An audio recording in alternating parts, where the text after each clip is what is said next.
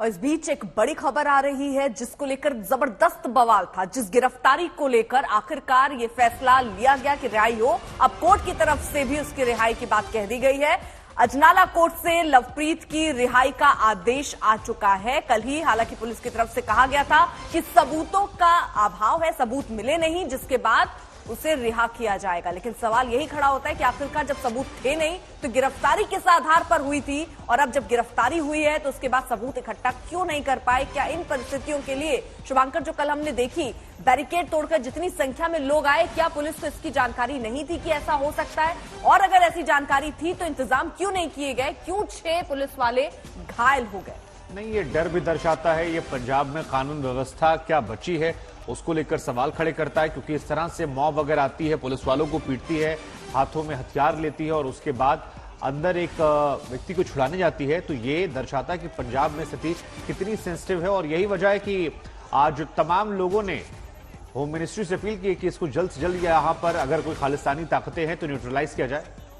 ललित शर्मा हमारे साथ, हमारे सहयोगी इस वक्त जुड़ चुके हैं। ललित, जरा एक बात बताइए, जो लोग वहां पर पहुंचे थे हाथों में बंदूक लेकर या जिन्होंने पुलिस पर हमला किया था, पुलिस वाले घायल हुए, क्या किसी पर केस दर्ज हुई है? ये तो रिहाई हो गई कोर्ट की तरफ से भी।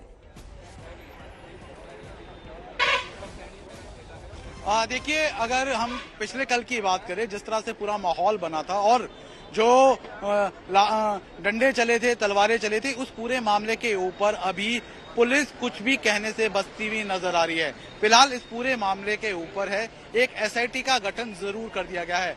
जब हमने एसएसपी रूरल सत्येंद्र सिंह से बात की तो साफ तौर वो इस प्रश्न से कहीं ना कहीं बचते हुए नजर आए। लेकिन फिलहाल अगर हम स्थिति की बात करें तो जरूर माहौल है यहाँ पर शांतिपूर्ण है, लेकिन तनाव अभी भी देखने को मिल रहा है। तस्वीर में आपको एक बार दिखा दूं कि लगभग 5 जिलों की पुलिस की तैनाती यहाँ पर की गई है। उसके साथ साथ अगर हम बात करें एंटी रॉयड पुलिस है, उसको भी यहाँ पर डिप्लॉय किया गया है। लेकिन फिलहाल अगर हम बात करें, क्योंकि पुलिस की तरफ से ऑलरेडी जो एप्लीकेशन है वो कोर्ट में मूव कर दी गई है और जो अमृतपाल सिंह के साथ। ठीक है ललित, आप लगातार नजर बनाए रखिए, लेकिन इन सब के पीछे अर्पिता वो नाम है अमृतपाल का, और अमृतपाल ये वही नाम है जो पंजाब के लिए एक नया और बड़ा खतरा बनकर सामने आया है।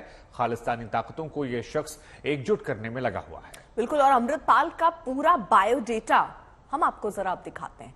मोटे तौर पर यह समझ लीजिए कि यह शख्स भिंडरावाले की जगह लेने की कोशिश कर रहा है। अंदाज में भी यह खालिस्तानी साजिश को आगे बढ़ाने में लगा है।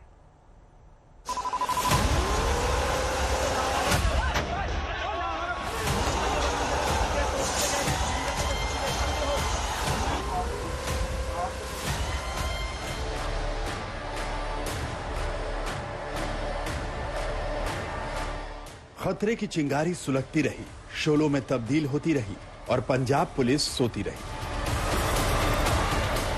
जब पानी सिर के ऊपर बहने लगा, सीधे थाने पर हमला हुआ। पुलिस कर्मियों का खून बहा तो पंजाब पुलिस नींद से जागी है। अमृतपाल सिंह अपने समर्थकों के साथ यहाँ पर पहुंचा था और उसने इस थाने पर कब्जा कर लिया था।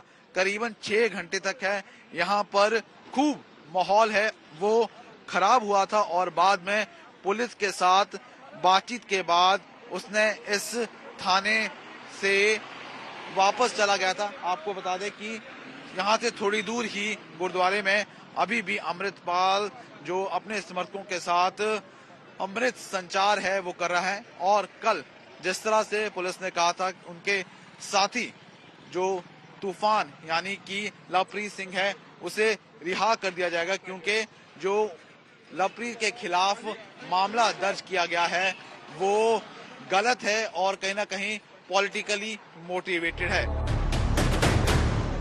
सवाल है कि ये तैयारी कल कहां थी, कहां थे ये इंतजाम? क्या पंजाब पुलिस को कोई इंटेलिजेंस इनपुट नहीं था? हमला होगा इसका कोई अनुमान नहीं था? वजह चाहे जो भी हो, पंजाब पुलिस अब भी लकीर पीट रही है, जबकि खतरा साक्षात सामने खड़ा है। वो खतरा है अमृतपाल सिंह, जो ऑन कैमरा खालिस्तान की हिमायत कर रहा है। खालिस्तान टैबू सब्जेक्ट नहीं होना चाहिए। लाइक हिंदू राष्ट्र पे डिबेट हो सकती है, सोशलिज्म पे डिबेट हो सकती है, other ways of like democracy पे, डिक्टेटरशिप पे डिबेट हो सकती है, तो खालिस्तान पे भी डिबेट होनी चाहिए। डिस्कशंस होनी चाहिए, इंटेलेक्चुअल डिस्कशंस होनी चाहिए, और यहाँ पे इंटेलेक्चुअल डिस्कशंस होंगी, वहां पे वायलेंस नहीं आती।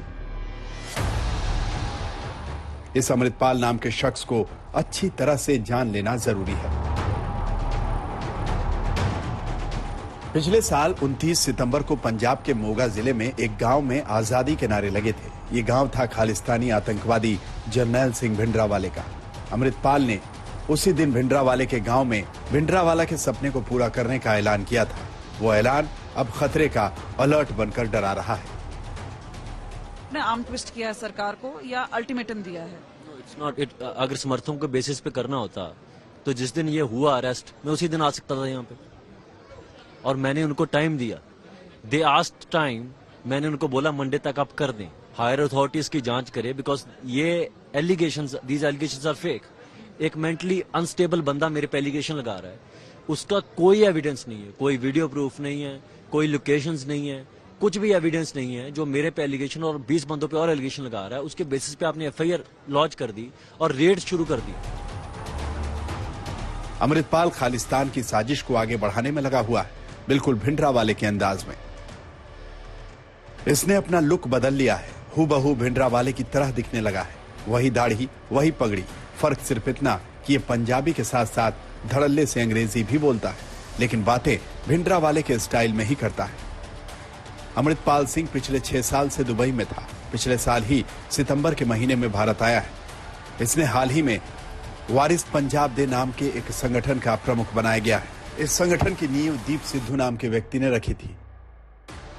दीप सिद्धू वही शख्स है जिसने 26 जनवरी 2021 को लाल किले पर खालसा पंथ का झंडा फहराया था, और इसके 1 साल बाद 15 फरवरी 2022 को उसकी एक सड़क हादसे में मौत हो गई थी। यानी अगर आप सारी कड़ियों को जोड़ेंगे तो आपको एक बहुत बड़ी साजिश दिखेगी, लेकिन पंजाब की पॉलिटिकल पार्टी को बस सियासत से मतलब है कि कानून किसी को अपने हाथ में लेने की इजाजत नहीं होनी चाहिए, और जिस प्रकार से हुआ है मैं उसकी निंदा करता हूं। और मैं पंजाब सरकार के मुख्यमंत्री को कहना चाहता हूं और केंद्र सरकार को कहना चाहता हूं कि आप इसी प्रकार से अगर मूकदर्शक बन के देखते रहेंगे तो पंजाब दोबारा फिर बुरे दौर में जा सकता है। मैं बार बार कह रहा हूं, और खुद देश के गृह मंत्री ने कहा है कि लॉ एंड ऑर्डर की स्थिति पंजाब के अंदर दिन ब दिन गंभीर होती जा रही है। और आज का हादसा और पहले मोहाली के अंदर इस प्रकार का जो हादसा हुआ, प्रोटेस्टर्स ने पुलिस वालों के साथ झड़प की, लड़ाई, और आज पुलिस स्टेशन में जब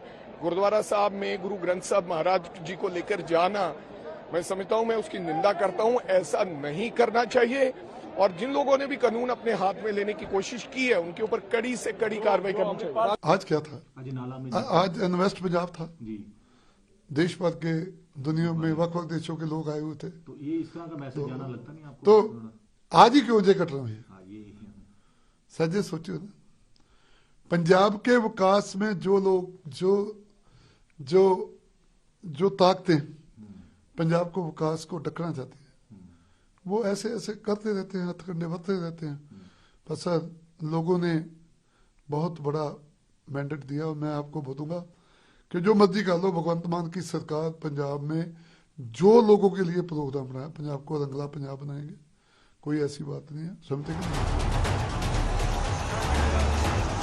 याद रहे, पाकिस्तानी सीमा से सटा राज्य है और आतंकवाद की आग में लंबे अरसे तक झुलस चुका है। ये वक्त का वो मोड़ है जहां आतंकवाद के सुलगते खतरे से संजीदगी से निपटना जरूरी है। ललित शर्मा, अमृतसर, आज तक।